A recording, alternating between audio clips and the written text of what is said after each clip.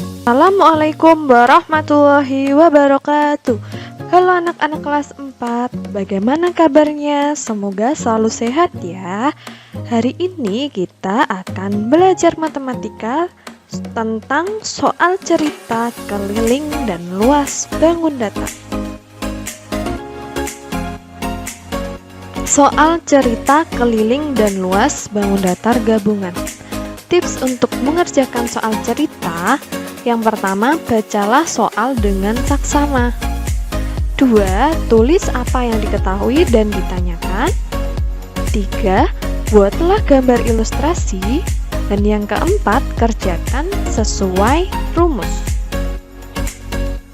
Contoh soal: Benny ingin membuat taplak meja berbentuk persegi dari kain batik. Sisi pada taplak meja tersebut adalah 2 meter. Harga 1 meter persegi kain batik adalah Rp50.000. Berapakah luas kain batik yang dibutuhkan oleh Benny? Jika Benny membawa uang Rp250.000, berapakah uang kembalian Benny? Langkah yang pertama, kita tuliskan apa yang diketahui. Diketahui, sisi pada taplak meja sama dengan 2M. Harga 1 meter persegi kain batik sama dengan Rp50.000. Jumlah uang Benny sama dengan Rp250.000. Kemudian yang ditanyakan, berapa luas kain batik yang dibutuhkan oleh Benny? Berapa uang kembalian Benny? Setelah kita menuliskan apa yang diketahui dan ditanya, lalu kita membuat gambar ilustrasi. Tadi kain batik yang dibutuhkan Benny itu berbentuk persegi. Maka kita menggambar sebuah persegi. Lalu kita tuliskan. Sisi perseginya itu kan 2 meter. Kita tulis di situ ya. Panjang sisi perseginya adalah 2 meter. Setelah itu kita lanjut ke langkah berikutnya. Setelah menuliskan yang diketahui dan ditanya, lalu membuat gambar ilustrasi, kita lalu ke penyelesaiannya. Karena tadi yang ditanyakan ada 2, kita selesaikan satu persatu. Penyelesaian yang pertama, kita mencari luas kain batik. L kain batik sama dengan S dikali S, karena kain batiknya tadi berbentuk persegi. Sama dengan 2M dikali 2M, sama dengan 4 meter persegi. Jadi luas kain batik yang dibutuhkan oleh Benny adalah 4 meter persegi. Lalu kita ke penyelesaian yang kedua. Untuk mengetahui uang kembalian Benny. Pertama, kita harus mengetahui dulu harga kain batik yang dibutuhkan Benny. Harga kain batik sama dengan luas kain batik dikali Rp50.000. Karena harga 1 meter persegi kain batiknya adalah Rp50.000. Sama dengan 4 meter persegi dikali Rp50.000. Hasilnya adalah Rp200.000. Jika uang Benny Rp250.000, lalu yang digunakan untuk membeli kain batik itu Rp200.000, kira-kira uang kembaliannya berapa? Mari kita hitung ya. Uang kembalian sama dengan uang Benny dikurangi harga batik. Sama dengan 250.000 dikurangi 200.000. Hasilnya adalah Rp50.000. Jadi, uang kembalian Benny adalah Rp50.000. Contoh soal berikutnya, Udin mempunyai kebun di belakang rumahnya yang berbentuk persegi panjang. Orang tua Udin akan membuat pagar di sekeliling kebun tersebut.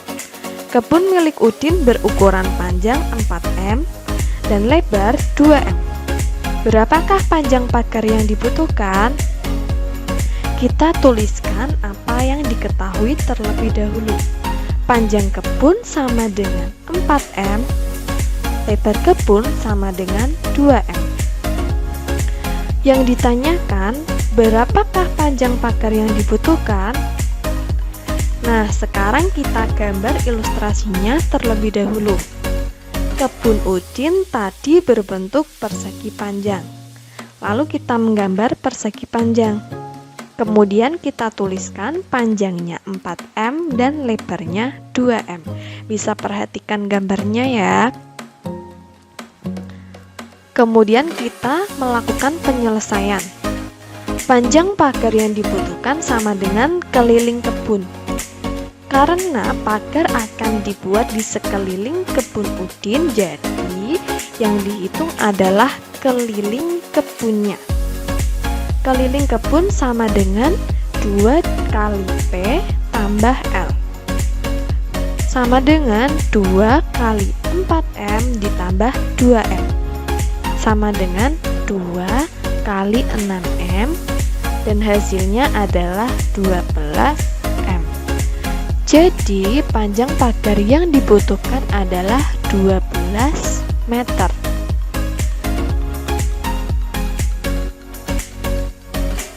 Contoh soal berikutnya, Benny sedang membuat gambar segitiga siku-siku.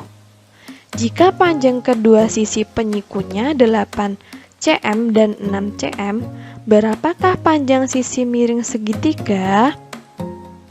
Kita tuliskan apa yang diketahui. Panjang sisi penyiku segitiga sama dengan 8 cm dan 6 cm. Sisi penyiku itu adalah sisi yang membentuk sudut siku-siku. Lalu yang ditanya, berapakah panjang sisi miring segitiga? Kita buat gambar ilustrasinya terlebih dahulu. Kita membuat gambar sebuah segitiga siku-siku, lalu kita tuliskan 8 cm dan 6 cm di bagian sisi yang membentuk sudut siku-siku, seperti yang ada di gambar tersebut ya. Ternyata yang ditanyakan adalah panjang sisi miringnya.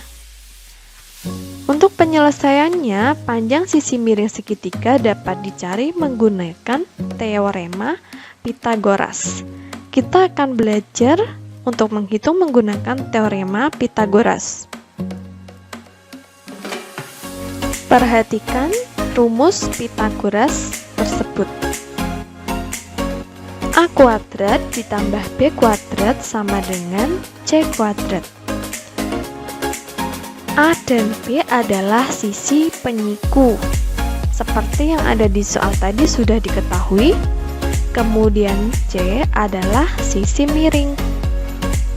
Nah, untuk penyelesaiannya, kita masukkan rumusnya terlebih dahulu. A kuadrat ditambah B kuadrat sama dengan C kuadrat.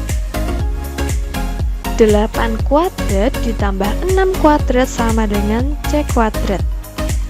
Nah, 8 kuadrat itu atau 8 dikali 8 hasilnya kan 64. Lalu untuk 6 kuadrat atau 6 dikali 6 hasilnya adalah 36. Kemudian kita jumlahkan 64 dan 36-nya itu. Hasilnya adalah 100. 100 sama dengan C kuadrat. Lalu untuk mencari hasilnya, kita harus mencari bilangan kuadrat yang hasilnya 100. 100 itu adalah 10 pangkat 2. Jadi panjang sisi miring segitiga adalah 10 cm. Setelah kita belajar untuk materi-materi tadi, sekarang coba selesaikan soal latihan berikut. Cukup sekian pembelajaran pada hari ini. Semoga kalian selalu sehat dan selalu semangat walaupun belajar dari rumah. Sampai jumpa di pembelajaran berikutnya. Wassalamualaikum warahmatullahi wabarakatuh.